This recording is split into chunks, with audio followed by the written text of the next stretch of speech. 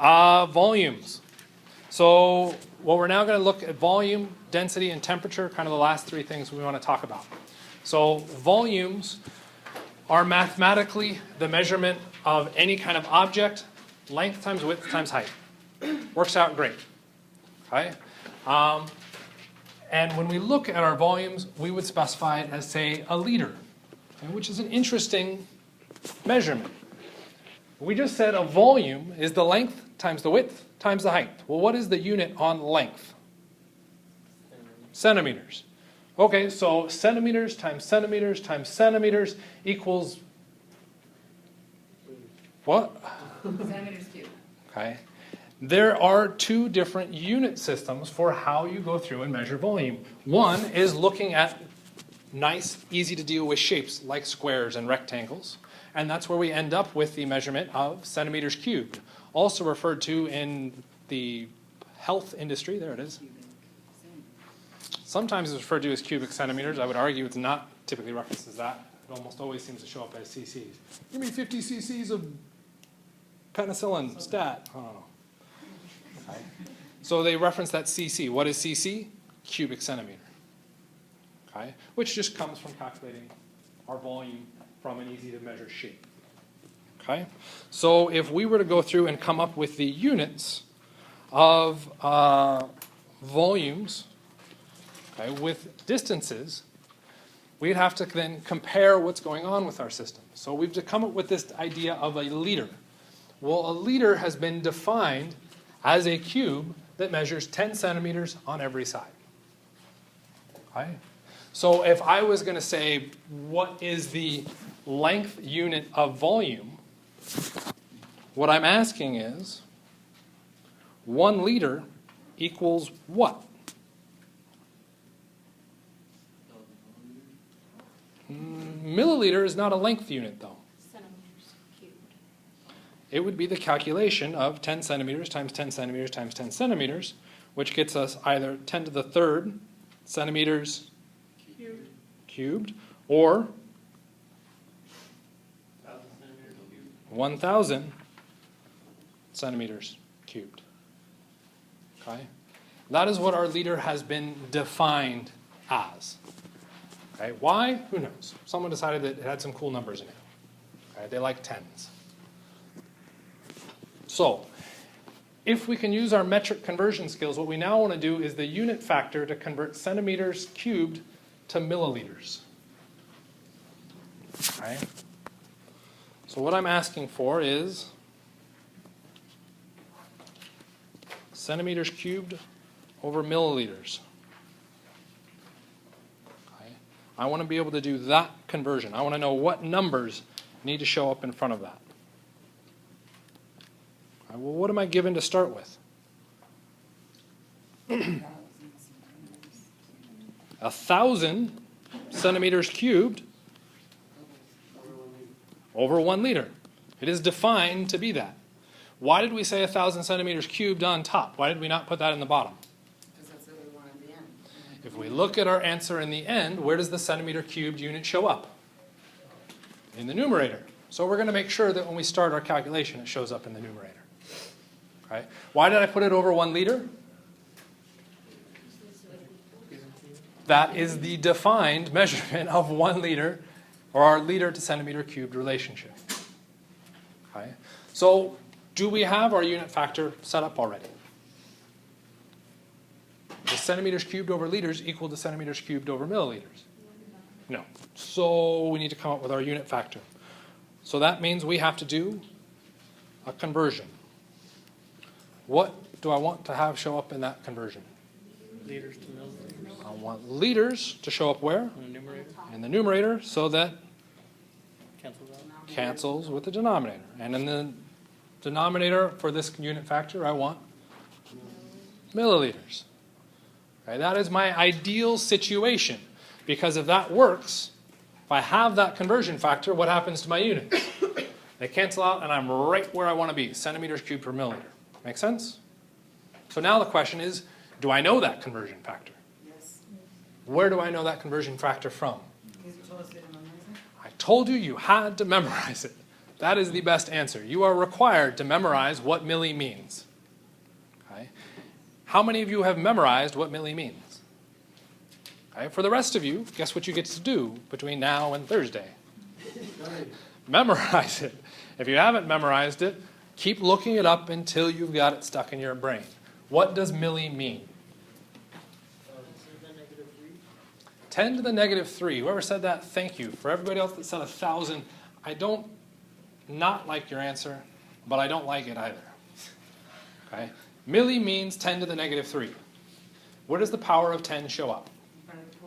In front of our core unit being liters.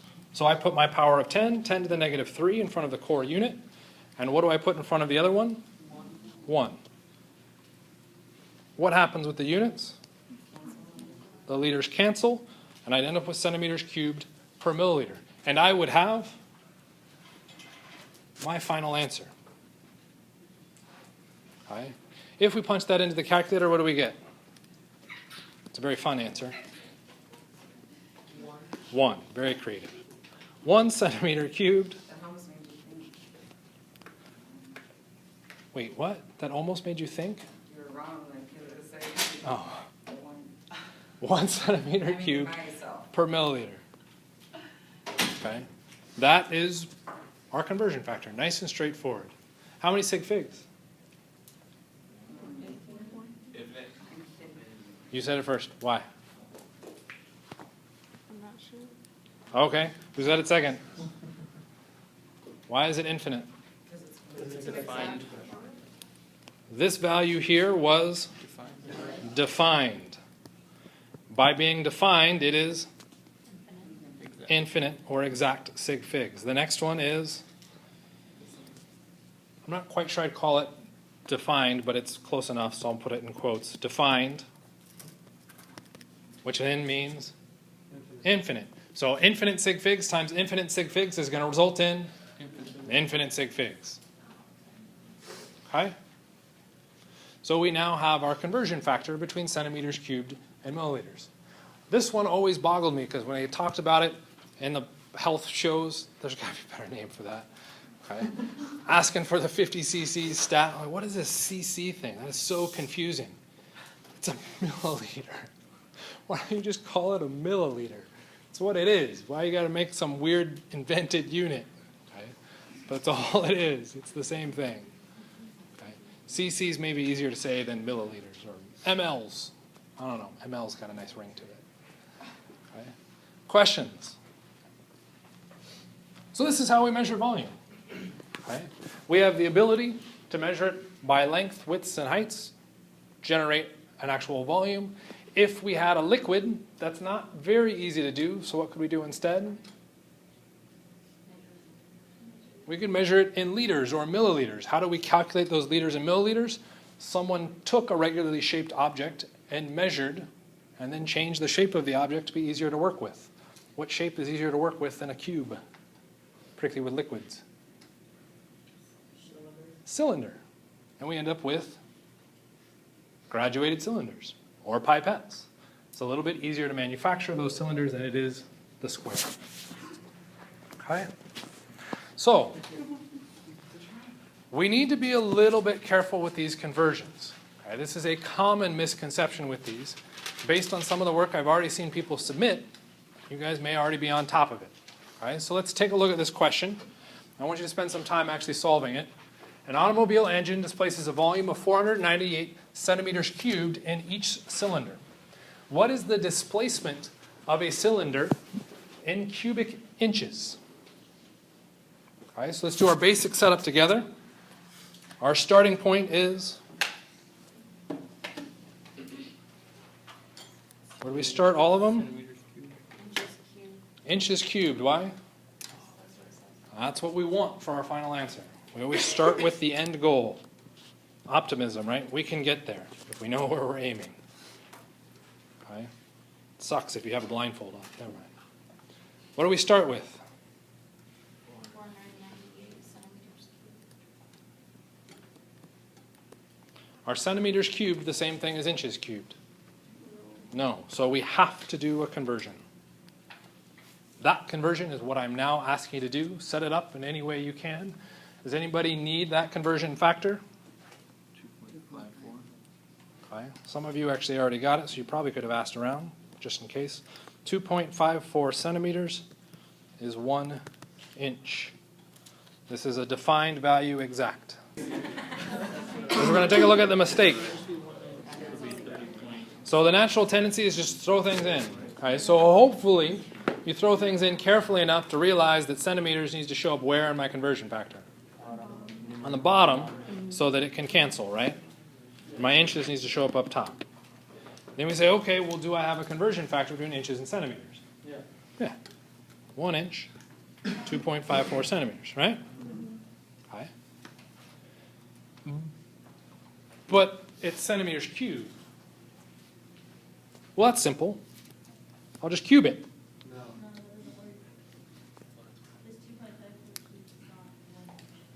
If we cube it, it does work. But you have to realize that what you are cubing is not the unit. I told you. It's the whole number. Okay? So let's actually break it down and avoid doing that little cubing shortcut. Okay, and look at kind of the long way of it. Okay. Ideally, we would go centimeters cubed to inches cubed. And we're just saying now we don't have that. We have inches and centimeters. So we can't directly jump. So let's not directly jump. 1 inch, 2.54 centimeters. Everybody okay with that? Yeah. Okay. What happens with the units now? What units would you get after running this calculation? Centimeters cancel with one of those, and I'd end up with not centimeters squared, centimeters squared times inches.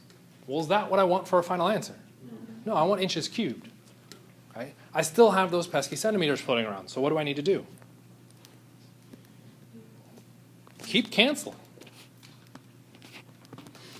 What is the relationship between centimeters and inches? Centimeters times inches squared. Now I'd end up with centimeters times inches squared. Well, is that my final answer? No. No. So what do I have to do? One more time. I have to do it again. Yeah, it would have to suck if you had to do this. Now what happens with my units? My centimeters will officially cancel all the way out, and I'd be left with what unit? Inches. Inches times inches, also known as inches cubed. I now have the correct answer. Okay.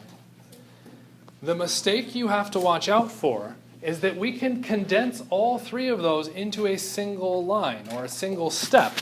And it's that condensing part that most people get wrong. Okay? That was our initial statement of just saying, well, I just need to cube it, right? So cube. And I'd end up with a number that's in the ballpark of 200, right? 500 divided by 2-ish, about 200. Okay. That didn't take into consideration that I had to do that calculation 3 times.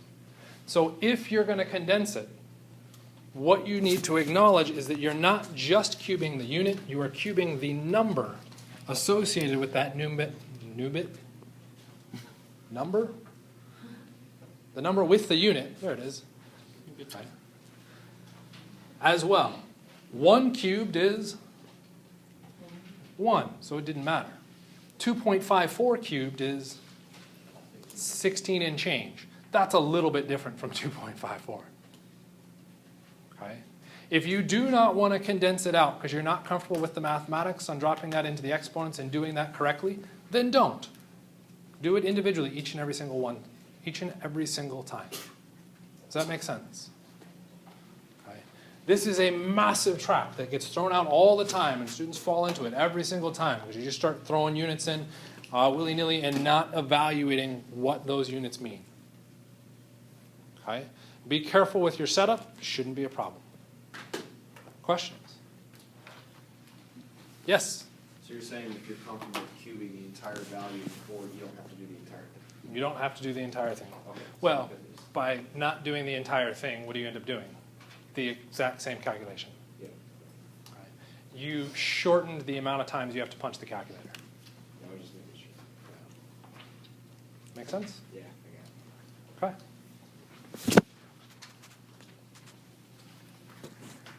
And so the number you guys got in your calculator should have been, theoretically, so 498 divided by 16 and change. Carry the 1. We get something like, I think. Is that about right? Don't reveal secrets. That's not fair. It's in the upper right-hand corner for those of you going, how did he do that? I hide numbers. Okay, so there's the number your calculator spits out. You go in, punch it in. That's what your calculator spits out. You find that answer on the answer sheet, and you're like, yes, there it is. Awesome. Everything's golden. And you get the exam back, and it's wrong. Son of a freaking jerk. You have to round up. 30 point. We have to evaluate our sig figs. How many sig figs in our calculation? Well, you also wrote centimeters. Oh, yeah. Oh, fair enough. Inches cubed. Now you're better off. You're still wrong because we didn't deal with our sig figs. Our sig figs, we had 3 sig figs to start with. The 2.54 was defined, so it's an exact amount of sig figs, infinite sig figs, so we don't have to worry about that. So our answer needs to come out to 3 sig figs.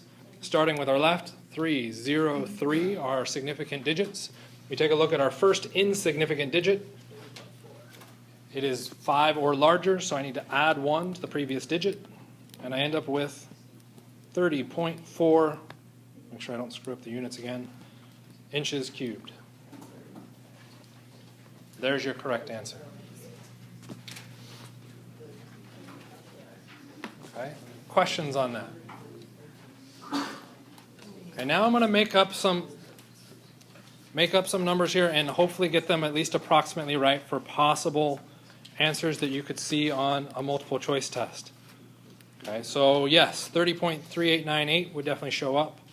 30.4, we're just going to say they're all in inches cubed, so I'm going to ignore that for the moment. The 200 ballpark, I don't remember exactly what it would be. Okay, so we're saying 498 divided by 2.54, we just did it once, right?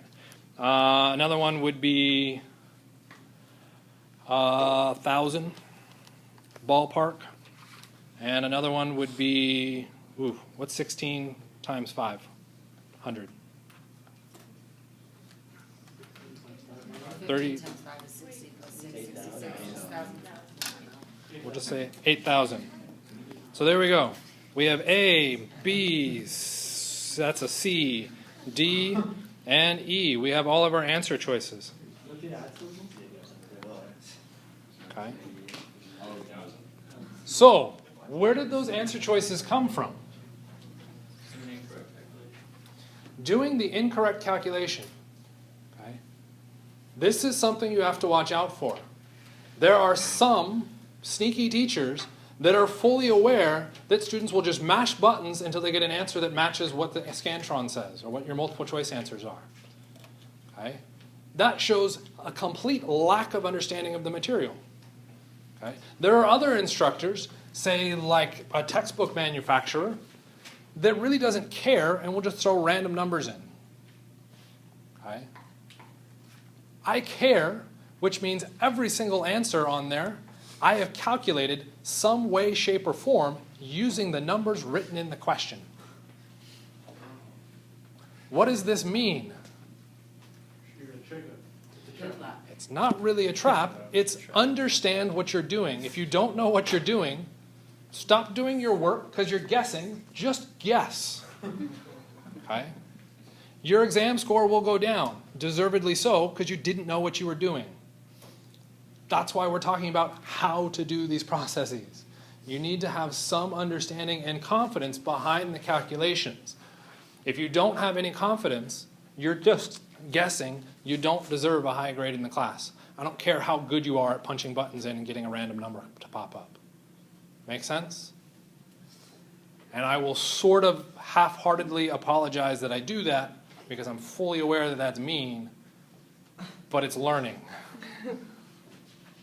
Deal with it. I left my sunglasses in my office.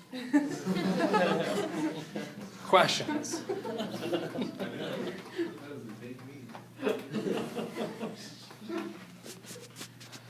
say dead mean? Dane. Oh. What if we have an irregularly shaped object, or even one that's not really shaped? So we've got a couple examples up here that are kind of bizarre. So for that one object, that little star shapey thing, we could go through and turn those into, red was a horrible color choice, turn those into triangles, right? Then we could measure the shape or the volume of all of those triangles. And then we could say this is roughly an ellipsoid, so we could figure out the formula for an ellipse to calculate the volume of that shape. That would be an awesome math question. I don't like math. So okay, that we could theoretically do. How would we go through and do the three-dimensional object of the crown? That's a little bit harder too. Okay, we can't do these length measurements. If we push this even further, it's really hard to find a picture of a gas, by the way. How would we measure the volume of the gas? Okay. We have nothing to really mark those edges for. So how can we determine the volume of these objects without those distance measurements? Okay. We'll use displacement. Okay. So we can take a graduated cylinder, which measures our volume, so we can now see exactly what the volume is. When we drop an object into that container, that object is now going to displace the water because it's occupying space, so it pushes all the water molecules away from it, which then means what happens to our volume reading? It goes up. Would it ever go down? Why would it never go down? You're adding an object that, by definition, takes up volume. For the volume to go down, you'd have to add an object that has negative volume. That doesn't make sense. Okay. Sponges don't have negative volume. They have incredibly light densities. Oh, never mind. I see what you're saying. No, we're not going to look at that either. Okay. So, how do we determine the volume of that jade object then? What is it? You just subtract 2. We take the volume after, so we'll call this V after, minus the volume initial, and we'd end up with our official volume. So we'd end up with 60.5 milliliters minus 10.0 milliliters, and we would get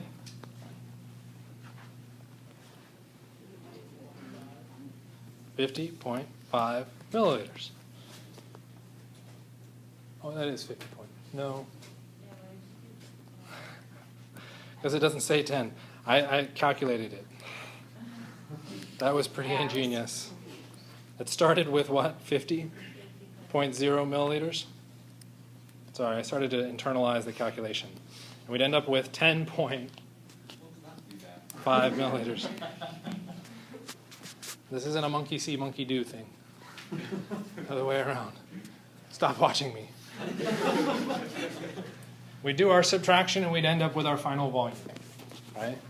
We can abbreviate this formula, okay, which is sort of a formula. How many of you acknowledge and say, oh, I want to memorize that as a formula? Good, thank you. Okay? That's not really a formula per se. I mean, it is, but not all that fancy. If we wanted to kind of abbreviate that down, because that's an awful lot of letters, you may end up seeing it written as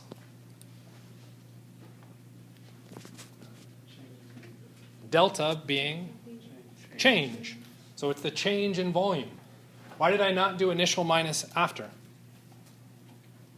What does delta mean? That would give us a negative value, which doesn't make any sense.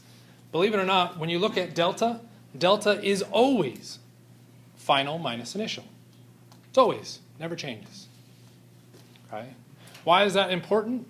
Because there are certain cases where we do want that negative popping up. Say a delta in temperature. Could we see the temperature go down? Yeah. Okay? So be aware your delta symbol is always your final condition minus your initial condition. Okay, so we now have a way of measuring the volume of an irregularly shaped object. But how do we measure the gas? Okay? Because if I just blew gas into the top of this, what happens? It bubbles in and it immediately bubbles right back out. Well, that didn't really do a very good job of measuring the gas that blew into that. Okay? So we have to have some kind of control within that system to allow us to do that. When it comes to gases, we have to have a nice closed system to go through and do this. That is what's being shown within this diagram. It is closed because what we're producing in this tube is a gas. That gas will then fill the space up to wherever it's closed out of. You'll notice it cannot escape out. Why can it not escape out? The water is blocking it. Okay, the tubing goes into the water. So what happens is gas forms here. It's going to go into this container, and then what's it going to do to the water? Push the water, and the water will then rise and come out the other end. We can measure the change in volume of the water, and that will then be respective to the gas. Okay? So kind of a neat little experiment to set up. There is a massive issue with this experimental setup as they've got it drawn. If we take a balloon and I add heat to it, what happens to the balloon? Don't tell me pop right away. It does something else first. It expands. What happens when we heat up a gas? It expands, occupying space. The volume changes with temperature. With this experiment, we are adding heat, which means the gas is going to expand in and of itself, regardless of whether or not we're producing more gas molecules.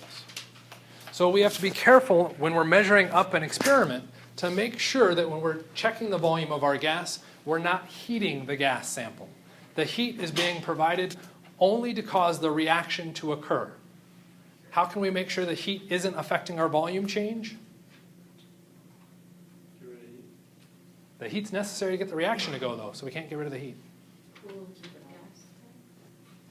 Put a really long line between where the reaction is occurring and where you're measuring the volume. Theoretically, the temperature will have evened itself out so that when you're getting here, you're not measuring a change in temperature, you're only measuring a change in the volume. Okay. Tricky little setup. How often do you guys think you're going to have to worry about it? Almost never. Big reason why. In this case, I'm heating a gas. What did the gas do? Expand. I'm heating this gas in a closed container. A closed container with a rapidly expanding gas is known as a bomb. Not generally good idea to have students working with this. Okay? So gas phase reactions are not typically common in undergraduate labs for that reason. Okay? You are effectively working with a bomb. Okay? I've done a few experiments with undergraduates with gases, and they kind of acted like bombs. Okay? So bad idea. We avoid those. Okay? Questions on volume before we skip on to density? Okay. Density. Which weighs more, a pound of lead or a pound of feathers? They're exactly the same, but this is a fun little trick to play on little 5-year-olds or something like that. Oh, well, a pound of lead is so much heavier. Okay. Most people would start to associate the pound of lead being heavier, because what are they considering? Gravity. Okay. They're factoring gravity into it, but if we even change it to mass, okay, they've got the same mass. It's this hit factor potentially associated with it. If I hit you with a pound of lead, you would be considerably probably more dead than if I hit you with a pound of feathers. Okay? We're factoring something else. We've internalized some other feature of lead and feathers beyond the mass. What is that extra feature we've internalized? The density. Okay? Well, what is the density? If I take a pound of lead, how much space is it going to occupy? Guess. Not very much. I take the same mass of feathers, how much space is that going to occupy? A lot more. So it's actually a psychological test too, allegedly. Okay? One of the features that is potentially making that confusing is what we start to evaluate is the density, not directly the mass.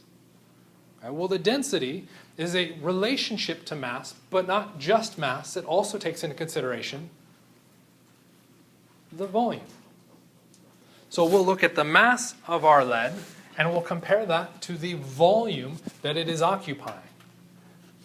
When it comes to lead, the mass is a pound, the volume ends up being something relatively small. Okay, so let's pick some arbitrary numbers for our lead. The mass we said was a pound. Pound's kind of boring, but let's just stick with it. 1 pound. And our volume, pick a volume. Completely arbitrary. We're not looking for an exact value here. 10 milliliters, thank you. If we punch that into the calculator, our decimal value would be 0.1. And we can't go unitless, so we'll throw pounds over milliliters. What happens when we look at the density for our feathers? Okay, well, the mass is the same. It's 1 pound. What happens with our volume? Is the volume going to be the same for our feathers? It's going to increase significantly.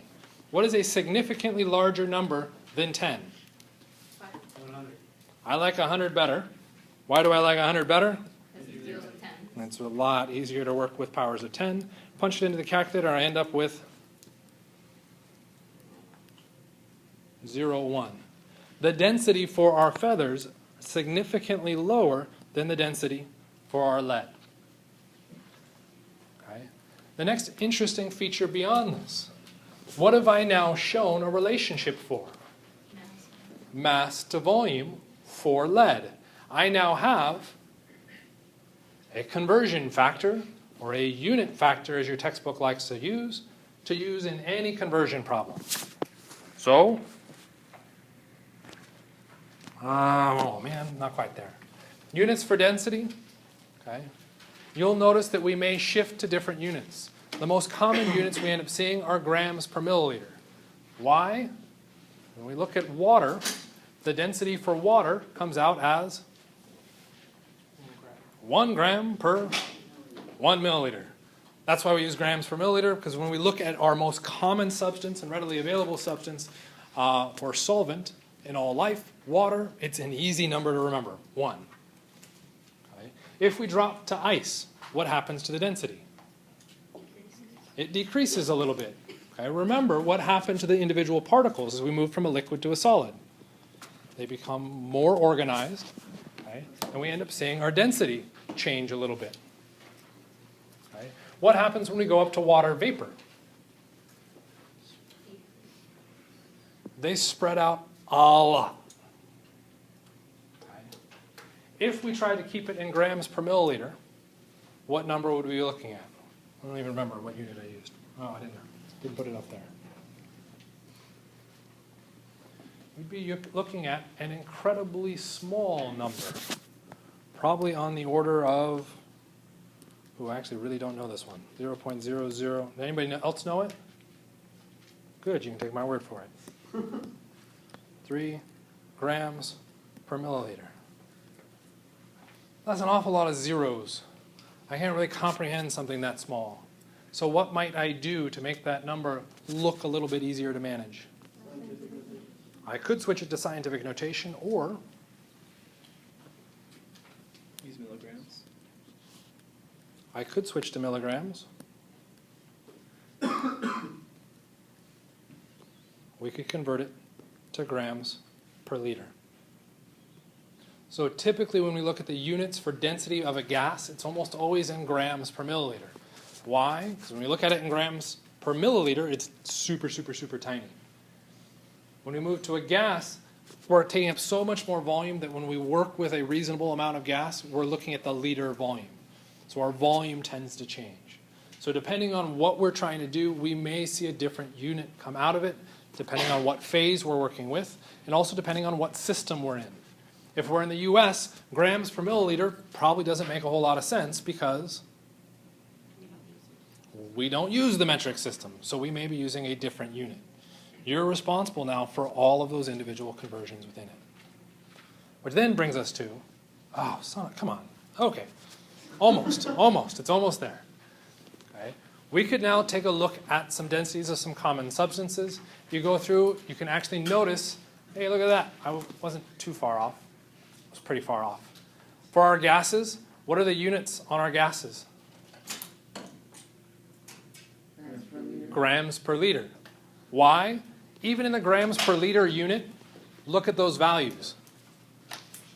They're really, really small. Okay? So that's why we end up shifting units, is because they're occupying a much larger volume. It's large enough that we don't want to show all those zeros with the grams per mil value. So let's turn this into a question. Okay. Solid 1. So S1. What can you tell me about S1?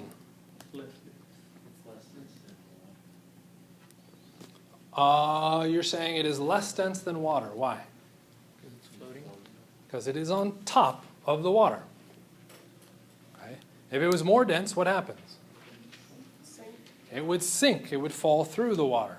So it would become S2. Okay. So S1, less dense than water. Within this problem, we actually can give more information. What's the other information we can give? More dense than L1. It is more dense than L1. So all we're looking at is kind of a ranking system. The further down that graduated cylinder it gets, the more dense it is. The higher up it is, less dense. You'll notice that we have liquids on top of liquids on top of liquids. Could we ever possibly find that? Don't liquids all evenly mix? No. Remember, oil and water. Okay. Created a heterogeneous system with 2 layers. Which layer was on top? Why? It is less dense than water. Okay. That's allowing us to predict the order of those. Okay. So that's kind of our superficial or quick analysis of our densities. Questions on that? Now, please, freaking question. Yeah. We ready? Okay. Let's do some calculations. And complain about how I'm going to set this up, but this is how it's going to work. Okay. And it has to be set up this way, or it should be set up this way to try and keep things clear and separated from each other when we look at our calculations. Very first step is write down what we're trying to get to. So in this case, we're going to go grams to centimeter cubed. Okay, that is my unit that I want. So I now need to go back to what I'm given. I'm given 2 pieces of information. Which of those pieces of information do you want to start with? Grams. Okay, fine. We'll start with grams. Where should that gram unit show up? Why should it show up in the numerator? It's where it shows up in the answer. So I'm going to write down my 224.50 grams. What should I put in the denominator? Centimeters. Or cubed, centimeters cubed. Where did this number come from? Question. Okay, so let's look. No, it was a fair statement in the question.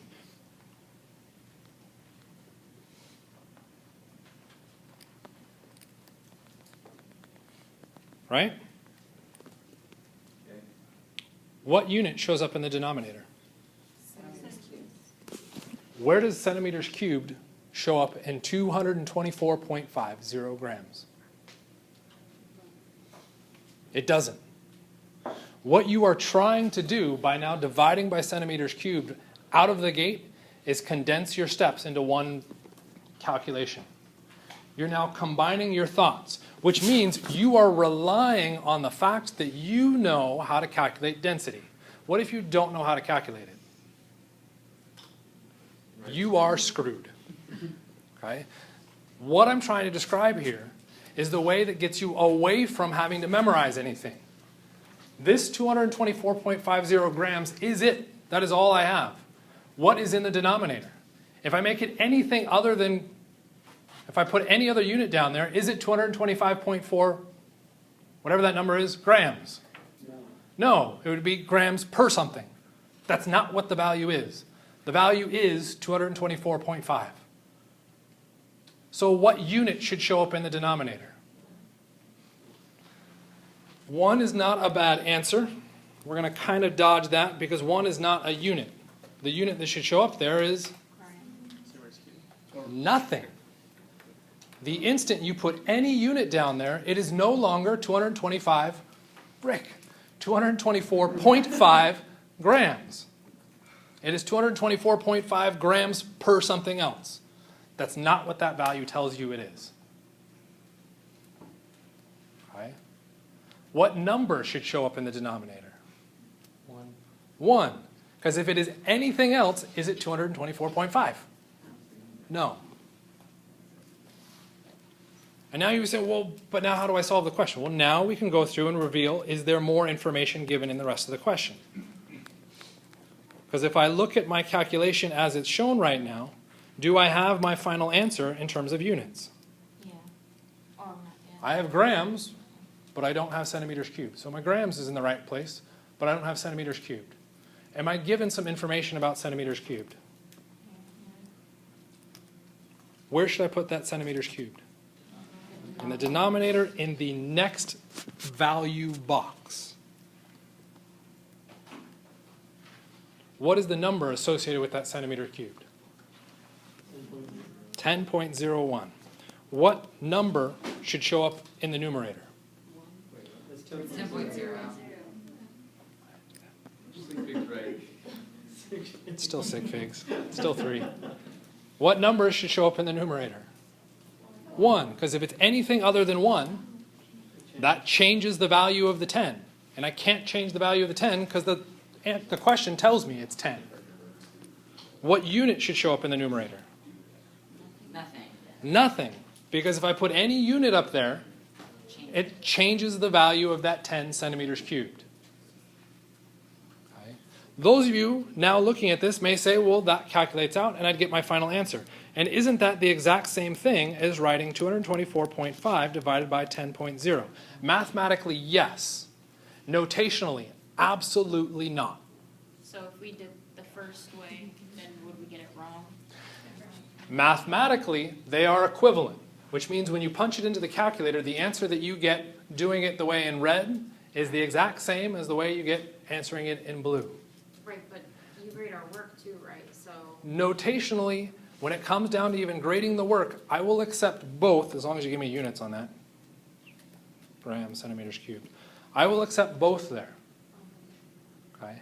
I will give you a hard time for this calculation because further on down the line, you're going to start throwing random units into this because you don't like leaving it unitless. And in that instant, I will be like, remember that time when I said, don't start inventing units that belong in there if they aren't given to you in the question. And you'll be like, no, I don't remember that. And I'll be like, well, this is the video you should go back and watch because I told you that. Okay? All we're trying to do is separate each of the individual steps out. In blue, we have condensed those calculations. In this step, are you correct? Yes. I can almost guarantee at least 5 people in this class will start throwing random units into their calculations to make it look like their answer. The way we've been setting this up is to make sure our units match all the way through, but we're also making sure that the values that we put into our equation are valid. They are coming from somewhere. When I have units on top and on bottom, that is a conversion factor that I've found using a relationship defined, an equality. I don't have that equality here. Okay? Very subtle difference. Calculation-wise, same. Work-wise, I'll even give it to you. The issue that pops up is you start throwing random units in. And I can't even give you an example to do it because I can't do it. I literally can't make that mistake because of the compartmentalization. The only way it happens is when you start saying, well, I know something has to happen, so I'm going to start throwing numbers in. Okay? It is a random error. It's very hard to fix random errors until we have a standardized notation. This is the standard notation. You want to change it? That's on you. Don't want to change it? That's on me. So who do you want to blame at the end of the semester? You? I agree. Okay. So when you get an A, you got to come back and thank me. What happens for the next conversion? So if we set this all up, I'm going to write all that out a little bit smaller now, 2.50 grams over 1. 1 over 10.0 centimeters cubed. Okay. For my next question, I wanted to know pounds per liter. Do I have my unit set up right? No. So what do I need to do? I need a relationship between pounds and grams. Where should the pounds show up? In the numerator. Why should pounds show up in the numerator? Numerator is, pounds is in the numerator in our answer. Grams shows up in the denominator. Why grams in the denominator? So it can cancel with the grams earlier on in our calculation. What numbers need to show up into this? 1 over 104. Where does the 1 show up? Next in pounds. Next to the pounds. Where does the 454 show up? Next to the grams. Next to the grams. What unit would I now have? Pounds per centimeter cubed. What do I want? Pounds per liter. Pounds per liter. So, ideally, centimeters cubed to liters. Do I have that direct conversion? Somebody already jumped out with the other answer. We don't have that direct conversion. Sort of. You remembered earlier in the slideshow, right? We actually told you what that was. But centimeters cubed to milliliter? 1 to 1. What is my unit now?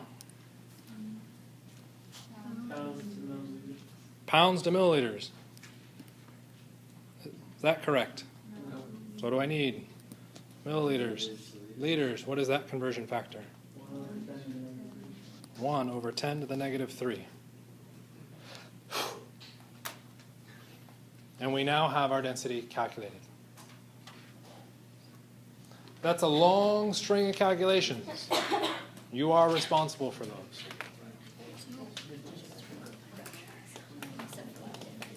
The answer is 3 sig figs, right? Answer. I've been kind of waiting for somebody to ask that. Very first number, what do we have for sig figs? We have 5 sig figs. That 0 counts. Next number, 3 sig figs. Next number, 3. why is it 3 sig figs? If you go back to that stupid table, it said it was only 3 sig figs, unfortunately. So, good catch. Next one. Next one. Infinite. Next one. Which means our sig figs are 3. Don't worry, you're far enough away to get record. Questions on that? Okay. How are we doing with density? You want to try and do another one? Yes. There it is. Yes came out first. So let's do it. What do we start with? I want to end in grams.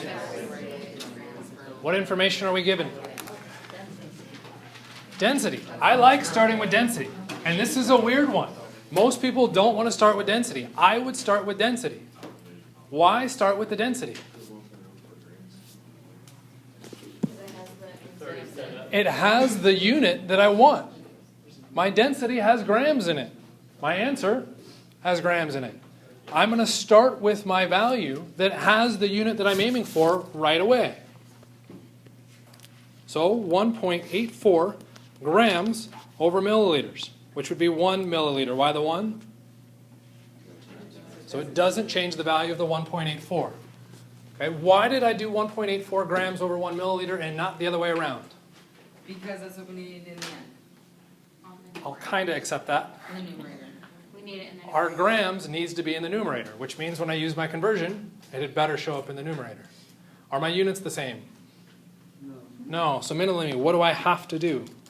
Get rid of it. I need to get rid of milliliters. Do I have a milliliter value that I could use to cancel that out? Yes. What is that milliliter value? 1275. What number should I put underneath that? 1. Why? I don't want to change the value of the 1275. What unit should I put underneath it? None, because I don't want to change the meaning of milliliters in the number given. What happens with the units? Well, that was boring. We now have our answer just by multiplying the two by each other.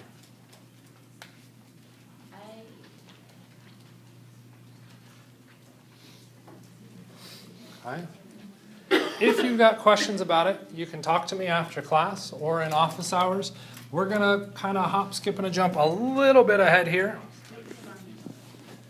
Okay, maybe I won't. Fine. Sorry, can you just do it for this, can you just do it as the equation for density and plug it all in? So you just do like x over 1275, yeah. Do you just want to plug into the formula? Can you use formulas? Yeah. I got no problems with you using formulas. The issue I have is when you use the formula incorrectly. So, if you've memorized the formula, then you're fine. Go for it. If it's 3 sig base, does that mean it's 2,350? So we've got a calculation question here. 1275 times 1.84, calculator spits out what numbers? 2, 3, 4, 6. Is that it? What else does it tell you? Does it tell you more numbers? No, that's it. That's it? Okay. Well, because it's not the right sig fig. 3 6. So if we look at our sig figs in our calculation, this was 4 sig figs. The next one was 3 sig figs, which means the answer needs to be 3 sig figs. First insignificant, larger than 5, so I need to add 1. My answer becomes 2350. That counts as a proper sig fig usage, or we could write it as 2.35 times 10 to the third grams. Both are perfectly acceptable. What is not acceptable is adding that red decimal point. That is bad. Okay. I was going to talk about temperatures and specific heats. Those questions will now become extra credit on the exam, which is 3 questions. So I would highly encourage you to read through the last few slides on temperature and specific heat, because that's now legitimate extra credit on the exam.